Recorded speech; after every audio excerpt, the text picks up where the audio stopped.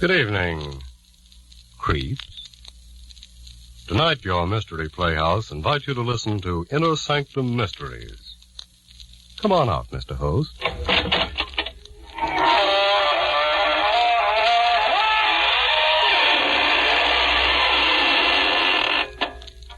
Good evening, friends of the Inner Sanctum. This is your host to welcome you through the squeaking door. Well, been shopping around for a nice case of murder? Of course you have. And you've come to the right place because the characters on this program simply kill themselves to keep you amused. Why, only the other day we were accused of making murder our business. But we wouldn't do that, friends. Oh, no. Because that would be mixing business with pleasure. And we consider it a pleasure to give some stiff the business.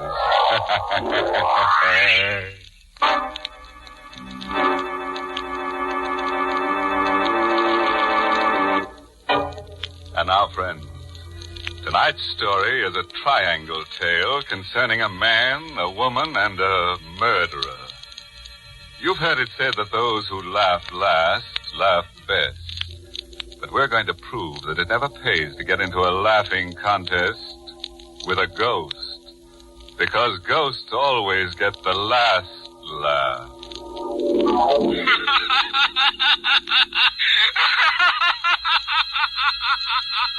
I know he's dead. His body's been in the grave for weeks. Yet, although I tell myself it's impossible,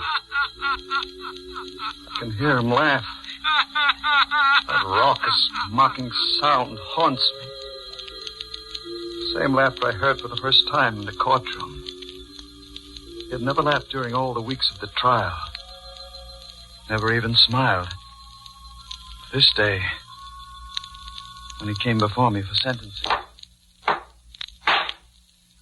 John Spencer, you have been found guilty of murder in the first degree. You wish to make a statement before sentence is imposed? I killed Hicks. I'm willing to admit it now. But he was no good. He got just what he deserved. And everybody knows it. I'm not a killer. I never committed a crime before. And all I ask now is a chance. John Spencer, the jury took all that into consideration when it recommended life imprisonment. However, I have the power to ignore that recommendation. It is my firm conviction that to allow one man to take the law into his own hands is to encourage others to do likewise. I therefore override the recommendation of the jury and sentence you to be hung by the neck until dead. No. Judge, please. I've got a girl. We were going to be married. All I ask is to live so I can see her once in a while. Should have thought of that before you committed murder. It's easy for you to tell me what I should have done. But you won't always be on top. Maybe someday you'll be down here where I am. When that happens, I hope they throw the book at you just like you're doing to me. Bailiff, remove the prisoner. Won't I be laughing when that happens? Wherever I am, I'll be laughing fit to buzz.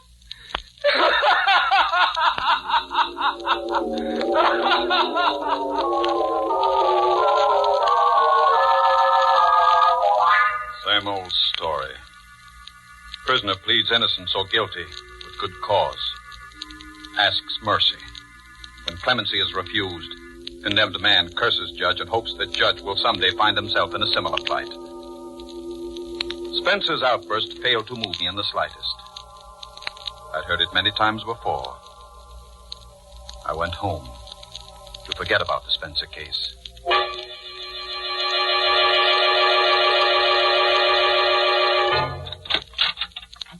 Richard?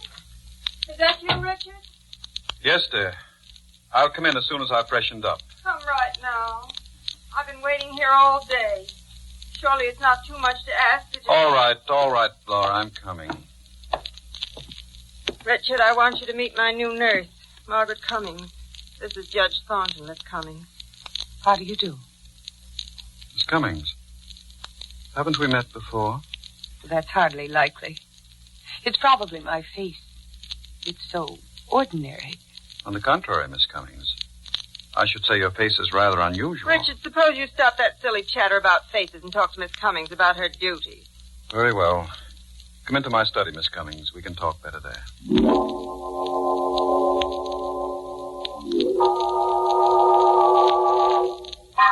Now, sit down, please.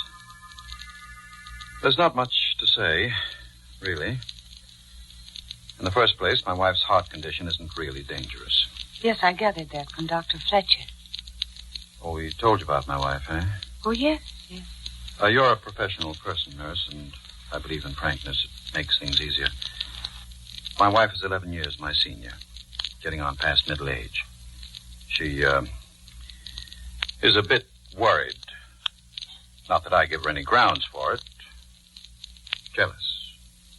You understand? Perfectly. She's not an easy person to get along with. You'll have to humor her. I'll do my best. And, Miss Cummings. Yes. I was just wondering where it was that I saw you before. Escapes me. You know, Miss Cummings, your face is rather haunting.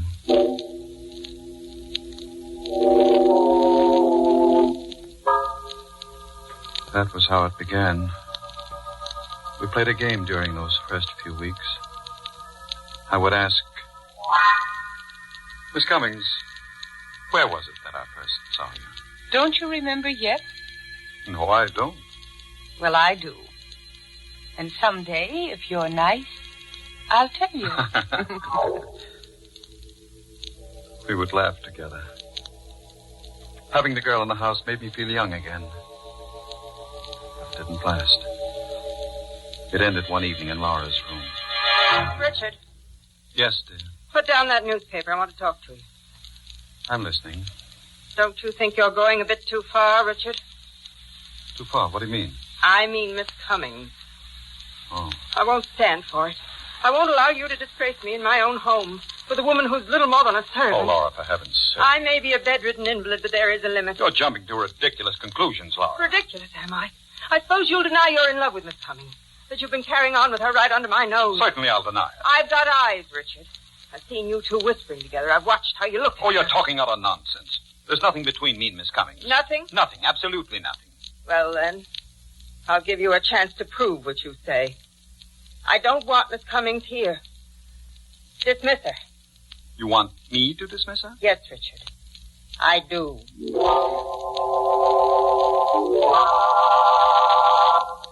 Miss Cummings, Well, this is going to be rather unpleasant. You see my wife? Yes, I know. She wants me to leave. Yes. How did you know? I couldn't help overhearing the conversation. Well, then you also know why she wants you to leave. Yes. But you warned me when I first came here that she was jealous. It's been very pleasant having you here. Thank you. I'm going to miss you. Miss Cummings, could I have your home address? Of course. Why do you want it? I hope you won't think me presumptuous, but, well, perhaps we might be able to see each other. Would that be wise? No, it wouldn't be wise. But I might as well face it. I couldn't hide it from Laura, and now I can't hide it from myself. I love you, Miss Cummings.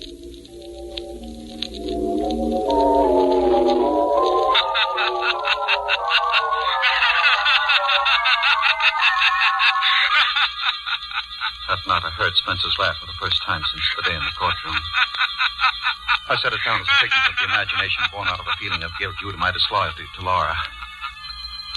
I put it out of my mind. I had other things to think about. The slip of paper with Margaret Cummings' address on it was in my pocket. A dozen times during the next week I picked the telephone to call her, but something held me back. It was fear, I guess. Fear that if I saw her again, I would be taking a final, irrevocable step. And then I couldn't stand it any longer without seeing her. I dialed her number.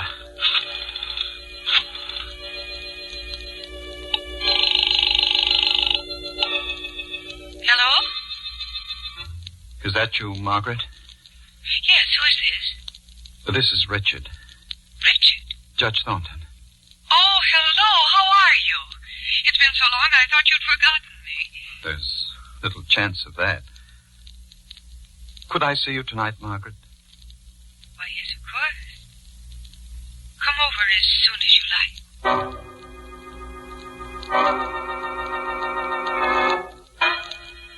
I dressed carefully. Examining myself in the mirror, I saw a tall man, still on the right side of 50. Still trim in figure and distinguished in appearance. When I got to Margaret's apartment, my heart was beating fast, like a boy on his first date.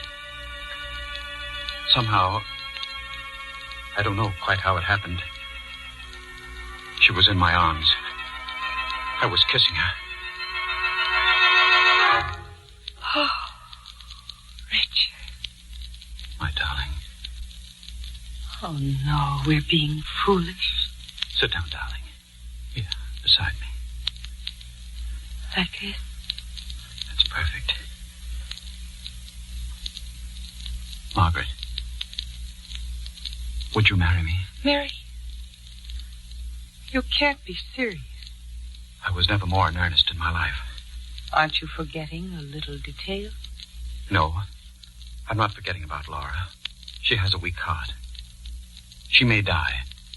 And if she does... I wouldn't count on it. Your wife takes very good care of herself. She may live to be 100. But if she should die, would you marry me? I don't know. It's not fair to ask me now. Not while your wife is still alive. Ask me later.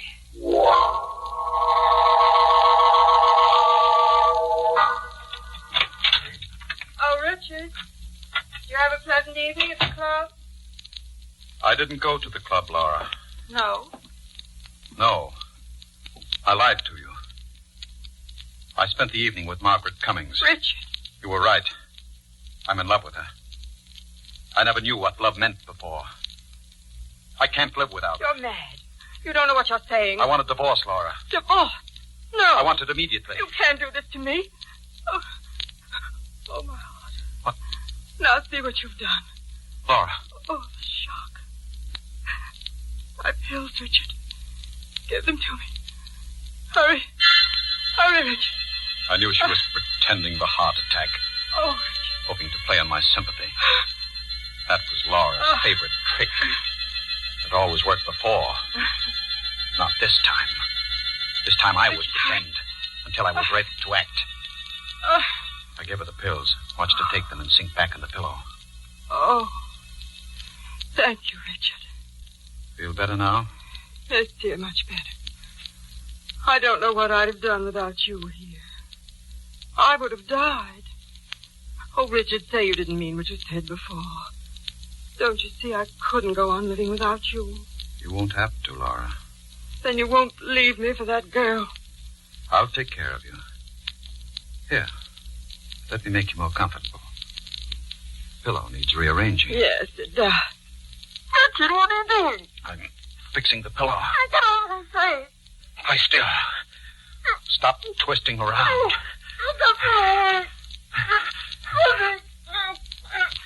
This isn't much different from a heart attack.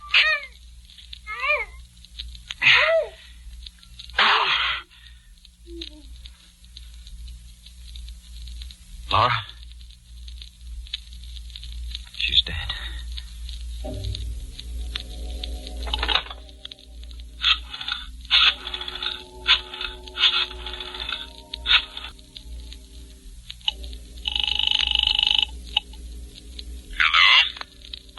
Dr. Fletcher? Yes? This is Judge Thornton. Please come quickly, Doctor. My wife has had a heart attack.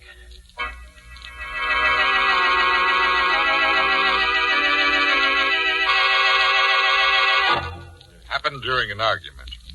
It was nothing important, Doctor. Just a domestic quarrel. And suddenly she had the attack. I gave her the pills, but by that time it was too late. It's too bad. I'd only known that her condition had become so dangerous. Oh, Judge, you've nothing to reproach yourself for. These things happen. Will you take care of the formalities, Doctor? Oh, yes, of course. The death certificate? I'll list the cause as failure of the heart. There was no need to act the part of the stricken husband after Dr. Fletcher left. I stood looking down at Laura's body. She was dead. And Dr. Fletcher's certificate would clear me of any suspicion of murder. I was free. Free to marry Margaret.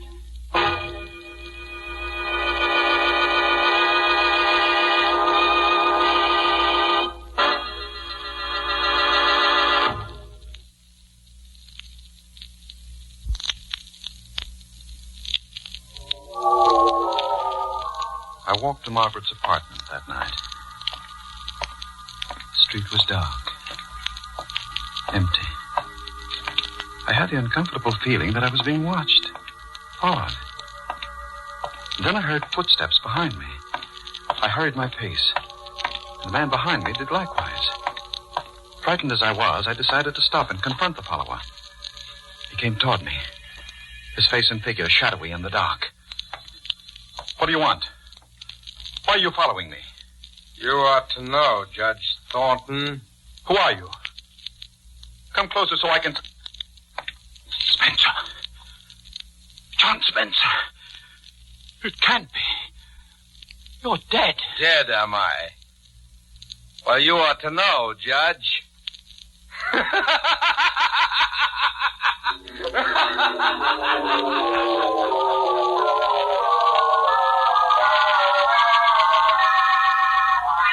Now, take it easy, mister. Take it easy. Now, just tell me what happened. I was being followed, officer. So I turned around to see who it was. And did you see who it was? Yes. And that's why I fainted. The man following me was a dead man. It was, what's that? The man following me is dead. I know he's dead, officer. I ought to run you in. You're crazy.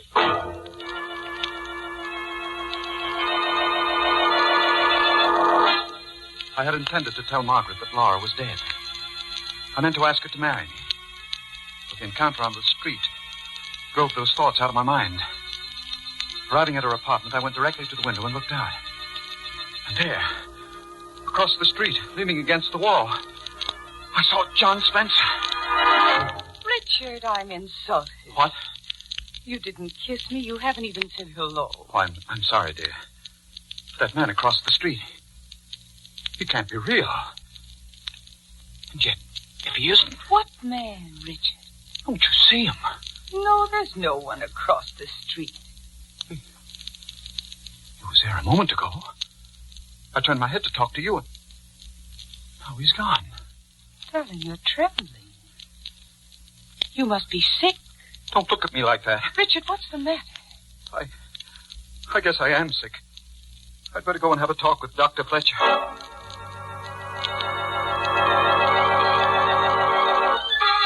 Yes, I remember the Spencer case very well, Judge Thornton. You could have spared Spencer's life, but didn't.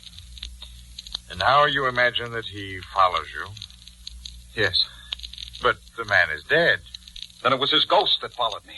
His ghost I spoke to. His ghost that laughs. There are no ghosts, Judge Thornton. With one exception. The ghosts we carry about inside us. What do you mean? Well, these things you hear and see, these are hallucinations brought on by feelings of guilt. Spencer's been dead for weeks. So the question is, why should you experience guilt feelings at this late date? I don't know. Well, psychiatry has an explanation. Quite often in such cases, one refuses to face the guilt object and transfers his guilt feelings to some other person. What are you driving at? I'm suggesting that your guilt feelings are not caused by the Spencer incident. And I'm going to ask you a blunt question. Did you murder your wife? Why, of all the Now, idiotic... just a moment, Judge. Just a moment. I've been rather uneasy about the circumstances of Mrs. Thornton's death. But you yourself diagnosed it as a heart attack. I accepted what you told me that night. A superficial examination of the body did indicate such a conclusion, yes, but your wife's cardiac condition was mild. Now, your guilt feelings lead me to suspect... This murder talk is ridiculous. Were there any signs of struggle, any marks of violence? Of course not. Mrs. Thornton might have been suffocated. Oh, nonsense. Perhaps. At any rate, I intend to recommend to the coroner that an autopsy be performed. An autopsy? Yes, it would determine whether or not death was due to suffocation. You should have no objection if I am mistaken. You meddling fool. Judge Thornton, put down that paper. You were so clever. Stay away from me. No! I've gone too far now to stop at another.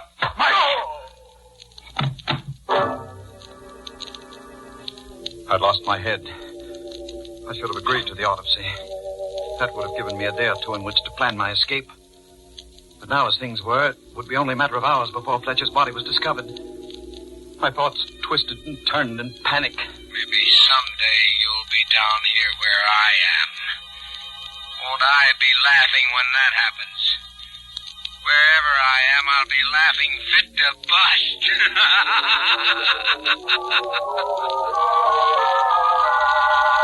I ran like a frightened child.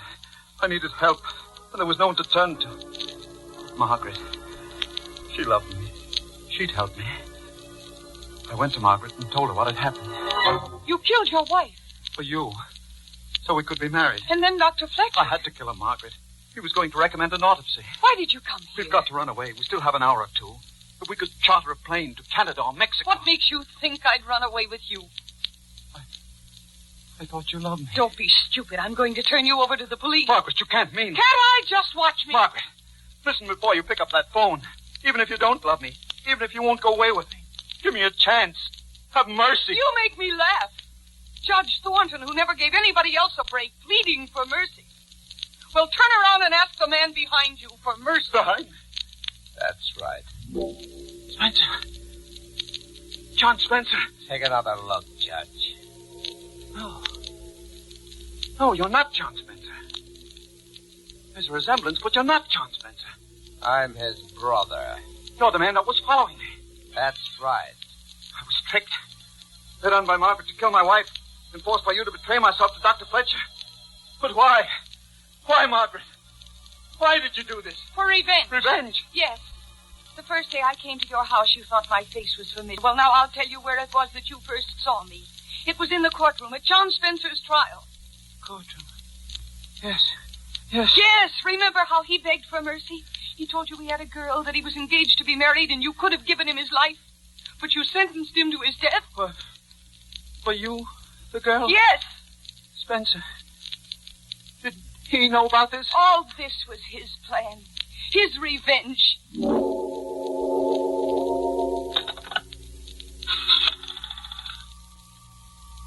Hello, operator. Give me police headquarters. I want to report a murder. Yes, that's right, a murder. Tell them it's very important to get here as soon as they can. I'm waiting now for the police to come. For the trial. For the sentence, which I know will be death. As I wait, my thoughts go back to the courtroom. You won't always be on top. Maybe someday you'll be down here where I am. And when that happens, I'll be laughing.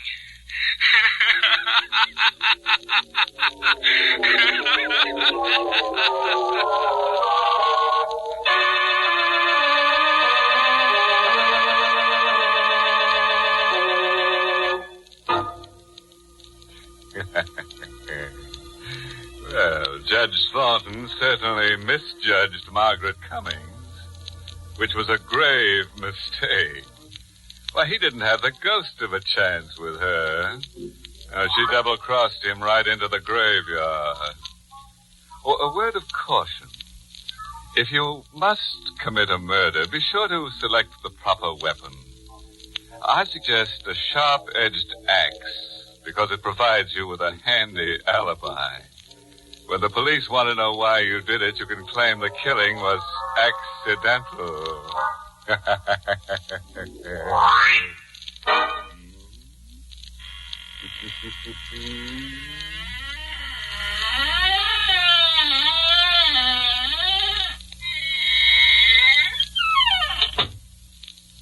Well, good night, and thank you, Poison Puss, for your Inner Sanctum story, tonight's performance in the Mystery Playhouse.